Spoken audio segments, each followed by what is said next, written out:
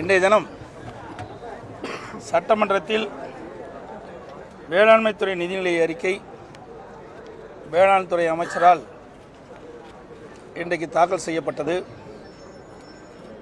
இந்த வேளாண்மைத்துறை நிதிநிலை அறிக்கையில் பல்வேறு துறைகள் ஒன்றாக சேர்த்து, அதாவது ஊரக வளர்ச்சித்துறை, வனத்துறை, பட்டு வளர்ச்சித்துறை, கால்நடைத்துறை, பால்வளத்துறை, கூட்டுறவுத்துறை, மீன்வளத்துறை, வருவாய்த்துறை, தொழில்துறை, எரிசக்தித்துறை போன்ற பல துறைகள் வேளாண் துறைகளாக ஒதுக்கப்பட்டுள்ள நிதியினை ஒன்றிணைத்து வேளாண் துறைக்கென தனியாக நிதிநிலை அறிக்கை படித்ததை தவிர வேளாண்மைக்கும் விவசாயிகளுக்கும் கூடுதல் நிதி ஒதுக்கீடோ புதிய திட்டங்களோ எதுவும் இல்லை. பார்த்தீங்கன்னா பல்வேறு துறைகளை ஒன்றாக இணைத்து வேளாண் நிதிநிலை அறிக்கையை சமர்ப்பித்திருக்கார். இதனால் விவசாயிகளுக்கு எந்த பயனும் கிடையாது.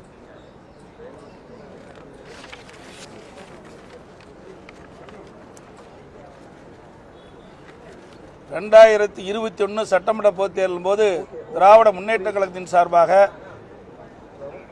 தேர்தல் அறிக்கை வெளியிட்டார் இன்றைய முதலமைச்சர், அன்றைக்கு எதிர்க்கட்சி தலைவராக இருக்கின்ற பொழுது. அதில் திராவிட முன்னேற்ற கழகம் ஆட்சிக்கு வந்தவுடன் விவசாயிகளுக்கு ஒரு குவிண்டால் நெல்லுக்கு விலை 2500 ரூபாய் வழங்கப்படும் என்று அறிவித்தார். இதுவரை வழங்கவில்லை.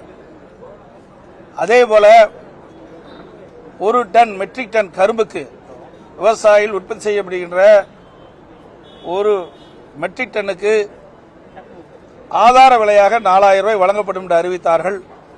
ஆனால் வருகின்ற நடப்பாண்டுக்கு மத்திய அரசு நிர்ணயிக்கப்பட்ட விலையோடு சிறப்பு ஊக்கத்தொகையாக 215 ரூபாய் வழங்கப்படும் என்று அறிவித்திருக்கின்றார்கள். அதே தேர்தல் நடக்கின்ற பொழுது விவசாயிகளை கவர்ச்சிகரமாக அறிவிப்பை கொடுத்து விவசாயிகள் வாக்குகளை பெற்ற பிறகு ஆட்சிக்கு வந்த பிறகு விவசாயிகளை மறந்து, விவசாயிகளுக்கு கொடுக்கப்பட்ட வாக்குறுதியை மறந்த அரசாங்கம் தான் இந்த விடியா திமுக அரசு என்பதை இன்றைக்கு விவசாயிகள் புரிந்து கொண்டிருக்கிறார்கள். அதேபோல டெல்டா மாவட்டத்தில் 2023 ஆண்டு, போன ஆண்டு, அதாவது 24, 23, 24 குறுவை சாகுபடிக்காக தண்ணீர் திறந்து விடப்பட்டு முழுமையாக தண்ணீர் இல்லாத காரணத்தினால் சுமார் டெல்டா மாவட்டங்களில் 3.50 லட்சம் ஏக்கர் நிலம் தண்ணீர் இல்லாமல் வறண்டு காய்ந்து சேதமடைந்துள்ளது. இந்த குறுவை சாகுபடிக்கு இந்த விடியா திமுக அரசு பயிர் காப்பீட்டு திட்டத்தில் இடம்பெறாத காரணத்தினால் இந்த 3 லட்சம் ஏக்கர் குறுவை சாகுபடி செய்த விவசாயிகளுக்கு பயிர் காப்பீட்டு திட்டத்தின் மூலமாக இழப்பீட்டு தொகை கிடைக்கவில்லை. அந்த தொகையை இந்த அரசு கொடுக்க வேண்டும் என்று நான் அறிக்கையின் வாயிலாக, ஊடகத்தின் வாயிலாக சட்டமன்றத்திலும் நான் விவசாயிகள் சார்பாக அந்த கருத்தை எடுத்து வைத்தேன். ஆனால் இந்த பட்ஜெட்டிலும் நிதிநிலை அறிக்கையிலும் அதை குறிப்பிடவில்லை. வேளாண் நிதிநிலை அறிக்கையிலும் விவசாயிகள், டெல்டா மாவட்டத்தில் பாதிக்கப்பட்ட விவசாயிகளுக்கு, குறுவை சாகுபடி செய்த விவசாயிகளுக்கு எந்த இழப்பீட்டு தொகையும் அறிவிக்கப்படவில்லை. இது மிக வேதனைக்கு உரியது. இனி இந்த ஆட்சி பொறுப்பேற்று 3 ஆண்டு காலமாக குறுவை சாகுபடிக்கு பயிர் காப்பீட்டு திட்டத்தில் சேர்க்கப்படுவதில்லை. இதனால் விவசாயிகள் கடும் பாதிப்புக்குள்ளாயிருக்கிறார்கள். இனி வருங்காலத்திலாவது இந்த விடியா திமுக அரசு விவசாயிகளுடைய கஷ்ட நஷ்ட துன்பங்களை அறிந்து, இப்படி இயற்கை சீற்றத்தினால் விவசாயிகள் பாதிக்கப்படுகின்ற பொழுது பயிர் காப்பீட்டு திட்டத்தில் அவர்களை சேர்க்கப்பட்டு உரிய முறையில் இழப்பீட்டுத் தொகை பெற்றுத் தருவதற்கு இனி வருங்காலத்தில் குறுவை சாகுபடி விவசாயிகளுக்கு பயிர் காப்பீட்டு திட்டத்தில் இடம்பெற செய்ய உரிய நடவடிக்கை இருக்க வேண்டும். அதேபோல மழையிலும் நிலத்தடி நீரை பயன்படுத்தி டெல்டா மாவட்ட விவசாயிகள் சம்பா, தாளடி போன்ற பயிர் சாகுபடி செய்தார்கள். இந்த ஆண்டு கர்நாடகத்திலிருந்து ஒவ்வொரு மாதம் நமக்கு கிடைக்க வேண்டிய பங்கு நீரை பெறாத காரணத்தினால், முழுமையாக இந்த பயிலுக்கு தண்ணீர் வழங்காத காரணத்தினால் அந்த பயில் காய்கின்ற நிலையில் விவசாய மக்கள் எங்களுக்கு தண்ணீர் திறந்து விடுங்கள், பயிர் விளைச்சல் அடையக்கூடிய சூழ்நிலையில் இருக்கின்றது, என்று கோரிக்கை வைத்தார்கள். அவருடைய கோரிக்கையை ஏற்று விவசாய இந்த அரசு தண்ணீர் உரிய நேரத்தில் தண்ணீர் திறந்து விடவில்லை. காலம் தாழ்த்தி தண்ணீரை திறந்து விட்ட காரணத்தினால் அந்த தண்ணீரும் பயனில்லாமல் போய்விட்டது. விவசாயிகள் தங்களுடைய பயிர்களை காப்பாற்ற முடியாத சூழ்நிலை ஏற்பட்டுவிட்டது. அப்படி சம்பா தாளடி நடவு செய்த விவசாயிகள் தண்ணீர் இல்லாமல் காய்ந்து பயிர்கள் சேதமடைந்திருக்கின்றன. இதை முழுமையாக இந்த அரசு வேளாண் துறை அதிகாரிகள் வருவாய்த்துறை அதிகாரிகளை வைத்து கணக்கிட்டு சம்பா தாளடி பயிர் செய்த பாதிக்கப்பட்ட அனைத்து விவசாயிகளுக்கும் நிவாரணம் வழங்க வேண்டும். ஒரு ஏக்கருக்கு 35,000 ரூபாய் இழப்பீட்டுத் தொகை வழங்க வேண்டும். அதேபோல குறுவை சாகுபடி செய்து பாதிக்கப்பட்ட விவசாயிகளுக்கு பயிர் காப்பீட்டு திட்டம் பயிர் காப்பீட்டு திட்டத்தின் மூலமாக அவர்கள் இடம்பெற செய்தால் ஒரு ஹெக்டருக்கு 84,000 ரூபாய் கிடைச்சிருக்கும். அந்த அளவுக்கு இவர்கள் இழப்பீட்டு தொகை கொடுக்காவிட்டாலும் குறுவை சாகுபடி செய்து பாதிக்கப்பட்ட விவசாயிகளுக்கு ஒரு ஏக்கருக்கு சுமார் 35,000 ரூபாய் வழங்க வேண்டும். அதேபோல 2023 ஆண்டு டிசம்பர்ல கனமழை பொழிந்தது. தென் மாவட்டங்களில் தூத்துக்குடி, திருநெல்வேலி, தென்காசி, கன்னியாகுமரி போன்ற மாவட்டத்தில் கனமழை பெய்து அந்த கனமழையில இன்றைக்கு ஆங்காங்கே தண்ணீர்கள் இன்றைக்கு ஆற்றிலிருந்து அங்கு இருக்கின்ற நதியின் வழியாக விளைநிலங்களில் மணல் வந்து திட்டாக படிந்து விட்டது. அந்த மணல்களை அப்புறப்படுத்தி ஏற்கனவே விளைநிலங்கள் எல்லாம் பாதிக்கப்பட்டிருக்கின்றன. அந்த பாதிப்புக்குள்ளான விளைநிலங்களை சீர் செய்து கொடுக்க வேண்டும் விவசாயிகளுக்கு. அதிமுக அரசு இருக்கின்ற பொழுது நலிவடைந்த கூட்டுறவு மற்றும் பொதுத்துறை சர்க்கரை ஆலைகளை சீரமைக்க 1562 கோடி ரூபாய் நிதியுதவி வழங்கி ஆலைகள் சீரமைக்கப்பட்டன. இதனால் கரும்பு விவசாயிகள் பயிரிட்ட கரும்பு முழுமையாக கொள்முதல் செய்யப்பட்டது. அது மட்டுமில்லாமல் அதிமுக ஆட்சியில் கூட்டுறவு மற்றும் பொதுத்துறை சர்க்கரை ஆலைகள் விவசாயிகளுக்கு தர வேண்டிய நிலுவைத் தொகையாக சுமார் 756 கோடி ரூபாய் வழங்கப்பட்டது. இன்றைய தினம் வேளாண் நிதிநிலை அறிக்கை தாக்கல் செய்யப்பட்டுள்ள வேளாண் துறை அமைச்சர் மாவட்டத்தில் அவருடைய சொந்த தொகுதியிலேயே சேத்தியா தோப்பில் உள்ள எம்ஆர்கே கூட்டு சர்க்கரை ஆலை அம்மாவுடைய அரசு இருக்கின்ற பொழுது நாள் ஒன்றுக்கு 2000 டன் கரும்பை அறவை செய்யப்பட்டது. மேலும் கிட்டத்தட்ட இந்த காலகட்டத்தில் பார்த்தீங்கன்னா உரிய நேரத்தில் கரும்பு அறுவை அந்த ஆலை துவக்கப்பட்டிருந்தால் இதுவரை 2 லட்சம் டன் கரும்பை அறுவை செய்திருக்கலாம். ஆனால் முறையாக அதை இயக்காத காரணத்தினால் அங்கு பயிரிட்டு பதிவு செய்த கரும்புகள் தனியார் ஆலைக்கு சென்று கொண்டிருக்கின்றன. ஆகவே வேளாண் துறை அமைச்சர் அவருடைய சொந்த தொகுதியில் இருக்கின்ற கூட்டுறவு சர்க்கரை ஆலையை முழுமையாக இயக்காத அரசுதான் இந்த விடியா திமுக அரசு.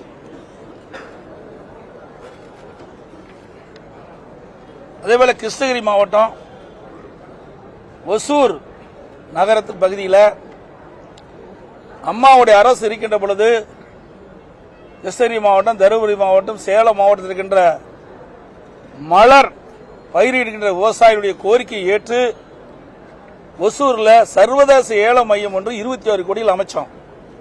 ஏன்னா நம்ம இந்த 3 மாவட்ட விவசாயிகள் மலர்களை விற்பனை செய்ய வேண்டும் என்றால் பெங்களூர் சென்று தான், கர்நாடகத்தில் பெங்களூர் சென்று தான் விற்பனை செய்ய வேண்டிய நிலைமை இருந்தது. அவர்களுக்கு போதிய விலை கிடைக்காத காரணத்தினால ஒசூர்ல சர்வதேச ஏல மையம் அமைக்கப்பட்டது. அந்த ஏல மையம் இன்னும் முழுமையாக செயல்படவில்லை. இது வருந்தத்தக்கது. இதனால் மலர் பயிரிடுற விவசாயிகள் கடுமையாக பாதிக்கப்பட்டிருக்கிறாங்க. அதோட இயற்கை விவசாயத்துக்கு இந்த வேளாண் நிதிநிலை அறிக்கையில் எந்த ஒரு அறிவிப்பும் கிடையாது, எந்த ஒரு நிதி ஒதுக்கீடும் கிடையாது. எல்லாமே இயற்கை விவசாயத்தை நாடி சென்று கொண்டிருக்கிறார்கள். ஆனால் இன்றைய வேளாண் நிதிநிலை அறிக்கையில் அதுக்காக எந்த திட்டமும் அல்லது எந்த நிதியும் ஒதுக்கப்படவில்லை. அதேபோல தென்னை விவசாயிகளுக்கு எந்த அறிவிப்பு முன்னறிவிப்பு எதுவுமே இதில் இடம்பெறல. அது குறிப்பா போனீங்களா 2021 சட்டமன்ற பொதுத் தேர்தலின் போது திராவிட முன்னேற்ற கழகம் ஆட்சிக்கு வந்தா தென்னை பயிரிட்ட விவசாயிகளுக்கு பல்வேறு திட்டங்கள் வழங்கப்படும் என்று அறிவிப்பை வழங்கினாங்க. அது ஒரு சில திட்டத்தை நான் சொல்றேன்.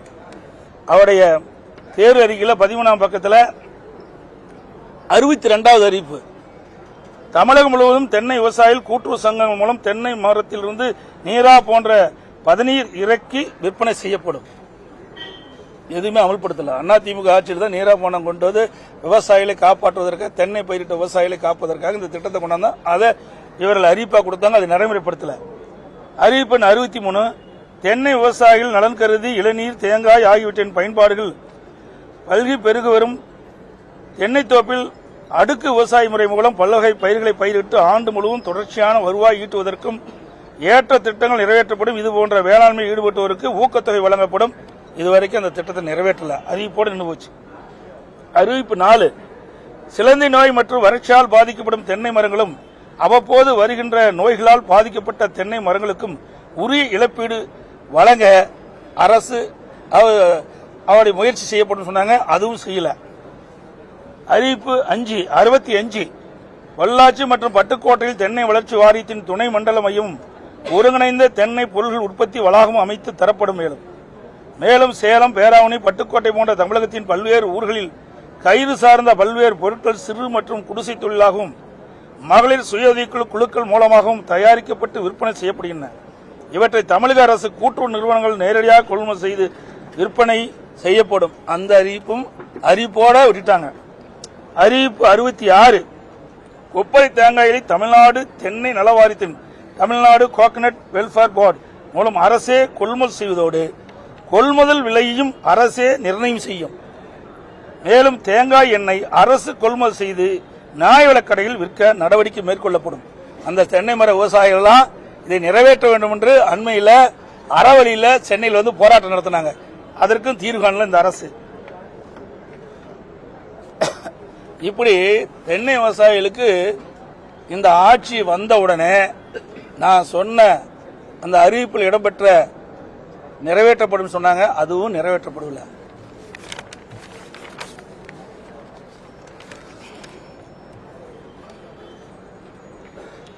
அதே மாதிரி விவசாயிகள் உற்பத்தி செய்யப்படுகின்ற நெல்லை மூட்டைகளாக பிடித்து அரசு நேரடி கொள்முதலுக்கு கொண்டு செல்றாங்க. அங்க உடனே கொள்முதல் செய்து அந்த விவசாயிகளுக்கு உடனுக்குடன் ஒரு வங்கியில் அதிமுக அரசு இருக்கின்ற பொழுது வரவு செய்யப்பட்டது. ஆனால் இப்பொழுது ஆன்லைன் மூலமாக பதிவு செய்யப்பட்டு அதுக்கு பிறகுதான் நேரடி கொள்முதல் அரசு நெல் கொண்டு வந்து விற்பனை செய்ய வேண்டும் என்று அறிவிப்பு கொடுத்தாங்க. இதுல படிக்காத விவசாயிகள் நிறைய இருக்கிறாங்க. இதனால் பல சிரமங்கள் இருக்கின்றன. இதை எடுத்து சொன்னோம், அதையும் சரி செய்யல. அதோடு விவசாயிகள் அரசு நேரடி நெல் கொள்முதல் நிலையத்துக்கு கொண்டு வரப்பட்ட நெல்லை உடனுக்குடன் கொள்முதல் செய்யாத காரணத்தால அவர்கள் திறந்த வெளியில மூட்டையில அடுக்கி வச்சு, அண்மையில் மழை பெஞ்சது, போன வருஷம் மழை பெஞ்சது, இந்த வருஷம் மழை பெஞ்சது, நிறைய நெல் மூட்டைகள் நனைந்து முளைத்து வீணாகி இருக்கின்றது. இன்னைக்கு பாத்தீங்கன்னா மயிலாடுதுறையில் கூட பாத்தீங்கன்னா அரசு நேரடி கொள்முதல் நிலையத்தில் 35,000 மெட்ரிக் டன் நெல் கொள்முதல் செஞ்சு அங்கேயே இருப்பிச்சிட்டு இருக்காங்க. அது வேற இடத்துக்கு கொண்டு போகல. அந்த மயிலாடுதுறை மாவட்டத்தில் இருக்கின்ற அருகில் இருக்கின்ற அந்த சுற்று வட்டாரத்தில் இருக்கின்ற விவசாயிகள் எல்லாம் தற்போது அறுவடை செய்த அந்த நெல் மூட்டைகள் எல்லாம் இன்றைக்கு விற்பனைக்காக நேரடி கொள்முதல் கொண்டு வந்து திறந்த வெளியில் அடுக்கி வச்சு காத்துக்கிட்டு இருக்கிறாங்க. இப்படிப்பட்ட அவல நிலை இந்த ஆட்சியிலே பார்க்க முடிகிறது.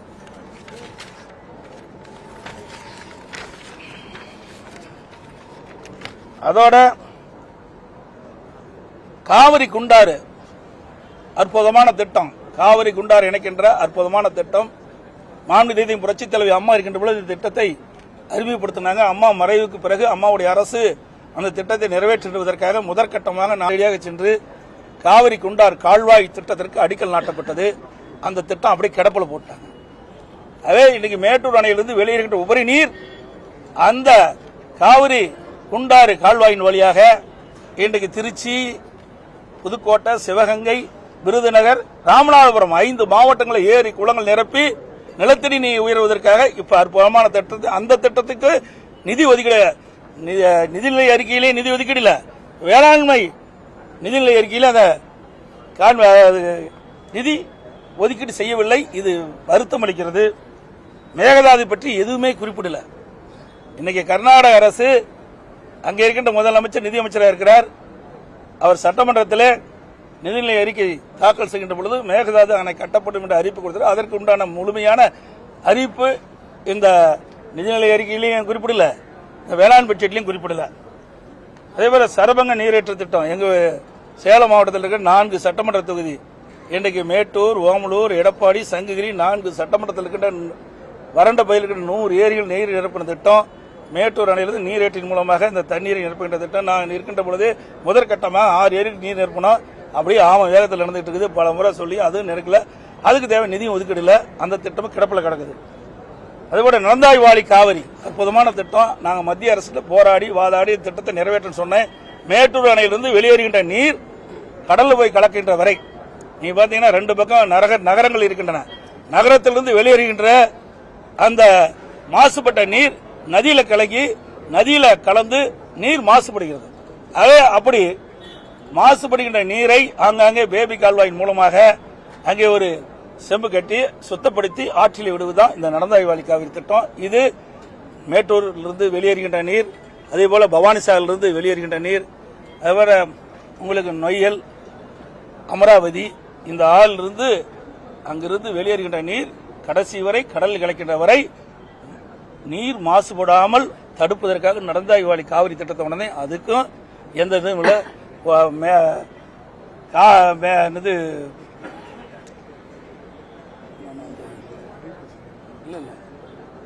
இப்படி பிரதான திட்டம் கோதாவரி காவிரி இணைப்பு. அந்த இணைப்புக்கும் எந்தவித நிதி அதாவது எந்தவித அறிவிப்பு இது இடம்பெறல. இது மிக மிக முக்கியமான திட்டம். ஏன்னா அண்டை மாநிலத்தை நம்பித்தான், நம்ம நீருக்கு அண்டை மாநிலத்தை நம்பித்தான் இருக்கிறோம். கோதாவரி காவிரி இணைப்பு திட்டத்தை நிறைவேற்றப்பட்டு விட்டா இந்த நீர் பிரச்சனை நமக்கு இருக்காது, குடியிருக்கு பிரச்சனை இருக்காது, விவசாயத்துக்கு நீர் பிரச்சனை இருக்காது. இதைத்தான் அதிமுக அரசு இருக்கின்ற பொழுது கடும் முயற்சி செய்து பிரதமர் வரை கொண்டு போய் அந்த திட்டம் கூட்டு, அதாவது நாடாளுமன்றத்தில் கூட்டு கூட்டத்தில் வெளியிட்டாங்க. ஜனாதிபதி அவர்கள் வெளியிட்டார். ஆனா இந்த அரசு அதுக்கு உரிய முயற்சி எடுக்கல. அது நமக்கு கிடைக்க வேண்டிய நீர் கிடைக்கவில்லை. இந்த அரசு செயல்படாத அரசு என்பதற்கு இதுவே ஒரு உதாரணம். சிறு குறு விவசாயிகளுக்கு எந்த திட்டமும் அறிவிக்கல. கிராமப்புறத்தில் முக்கியத்துவம் அளிக்க இந்த வேளாண் நிதி அறிக்கையில கிராமத்திற்கு முக்கியத்துவம் அளிக்கல. ஏன்னா கிராமத்திலிருந்து நகரத்தை நோக்கி வந்துட்டு இருக்காங்க.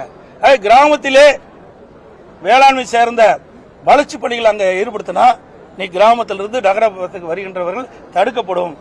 ஆகவே இந்த பட்ஜெட்டை பொறுத்த வரைக்கும் பாட்டுண்டு விவசாயிகளுக்கு பயனில்லை, விவசாயிகள் படும் பாட்டுக்கு திட்டம் எதுவும் இல்லை, வேளாண் கல்வி சார்ந்த அறிவிப்புகள் எதுவும் இல்லை. விவசாயிகளுக்கு ஏமாற்றம் அளிக்கின்ற பட்ஜெட் இந்த பட்ஜெட். ஆனாலும் இந்த பயிர்க்கடன் கொடுக்கறதுலாம் போன ஆண்டோட இந்த ஆண்டு கூட்டியிருக்காங்க. 17,500 கோடி இலக்கு வச்சிருக்காங்க. கடன் தானே அதிகமாக கொடுக்குறாங்க. கடன் கொடுக்கறதுக்கு என்ன இருக்குது? அதனால விவசாயிகள் மீண்டும் கடன் திருப்பித்தானே செலுத்த வேணும். அதே கடன் நாளுக்கு நாள் இன்றைக்கு இடுபொருளுடைய விலை ஏறிட்டுது. அதாவது விவசாயிகள் பயிரிடுகின்ற பொழுது அதனுடைய இடுபொருள் செலவுகள் அதிகமாகிடுது. அதுக்கு தகுந்த மாதிரி கடன் அதிகரித்து கொடுக்குறாங்க. அவ்வளவுதான்.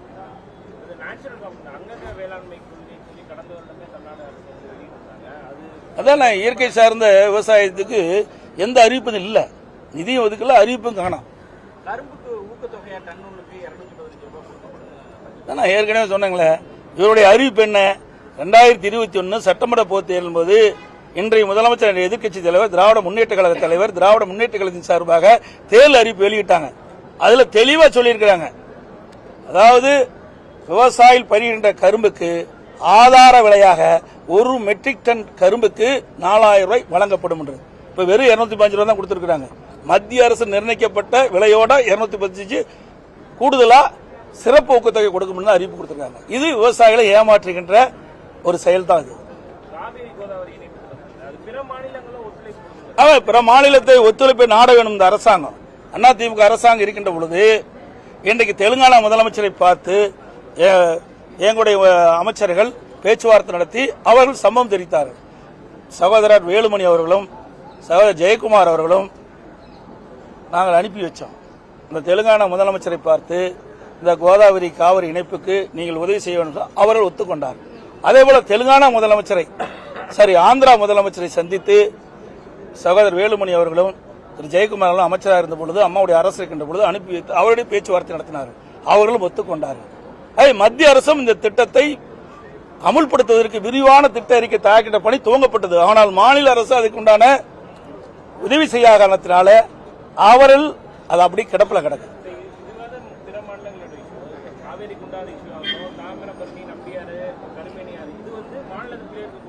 ஆமா, கருமேனி நம்பியாரை பொறுத்தல கூட அதிமுக அரசு இருக்கின்ற பொழுது இவங்களை அறிவிச்சாங்க. ஆனா நிலம் எடுக்காத விட்டுட்டாங்க.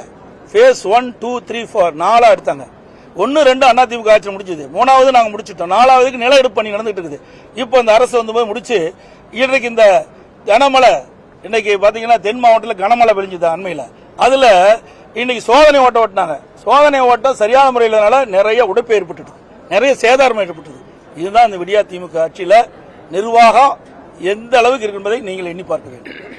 அனைவருக்கும் வணக்கம், நன்றி.